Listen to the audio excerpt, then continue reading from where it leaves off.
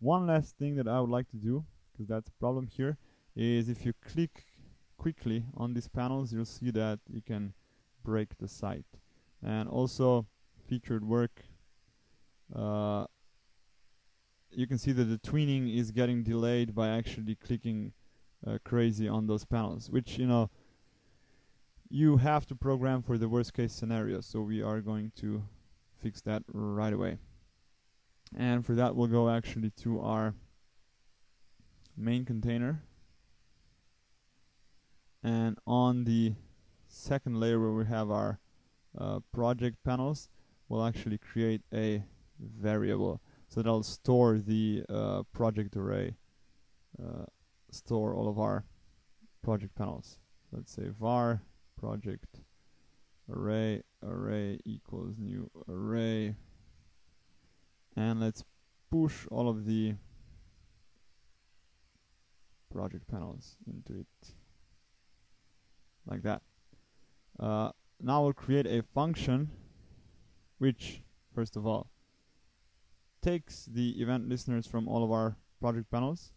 So remove listeners again, void open and close, and we'll create a for loop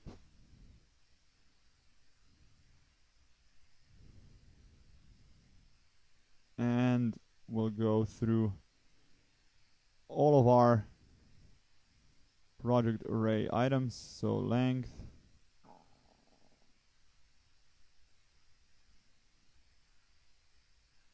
and I++.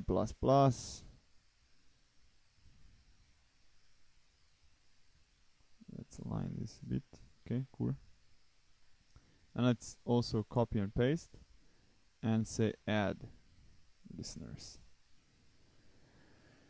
So this one, on click, we'll have to remove over here, and we'll use the project array I as the target, and we'll remove all of the on-click listeners, and that'll happen actually when we click.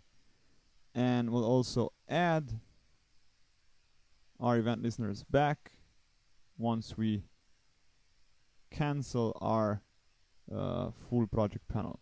So let's go to project, let's go to on-click, and up here we'll actually call the remove event listeners whenever we click on a panel. And let's try it out. So featured work, and I'll click very quick, and it works. And we have a single panel, but you can see that all of the others also have now removed event listeners. And this is just a precautionary measure, but we'll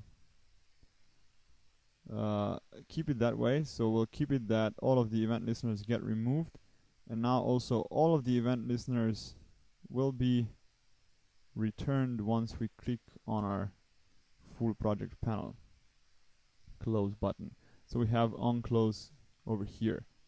Okay, we have our main container slide up, and at the same time we'll also call main container remove listeners, and that'll actually we need the add listeners here. That'll actually add listeners to our featured project panels. And that's the close, and now it works again. And now let's click very quick, and that's okay, and that's okay. And that's the kind of thing you always have to worry while creating any kind of interesting navigation or a bit more complex and animated layout, because this tweening usually means that the object is on the stage and in view for after you've already clicked and it has launched all the necessary functions and all that. And if you don't remove all the event listeners appropriately, that's just gonna keep on happening. And that's one of the solutions. And arrays in that case are always very, very nice. Along with for loops, just to go through and clean it all up helps you a lot when it comes to that. Let's go back to Safari and check out our website again. So we have our featured work, clicking, closing, clicking, closing. all of it is actually working very well, and also the back button is working very well. The SWFAddress helps a lot for the users who are accustomed to the back and forward button, and actually also for the title changing, and in any way definitely increases the accessibility of your website. So it's a good thing to be able to use, and you have all of the files in here. So these are all the classes that are required to create all of what we've created in this chapter. And from now on, we'll actually focus on loading, and we will create a preloader for the website. But first of all, we'll also create an XML file, and that's in the next part. We'll create the XML file and load all of the information in here that should be loaded from an XML file and should be dynamic.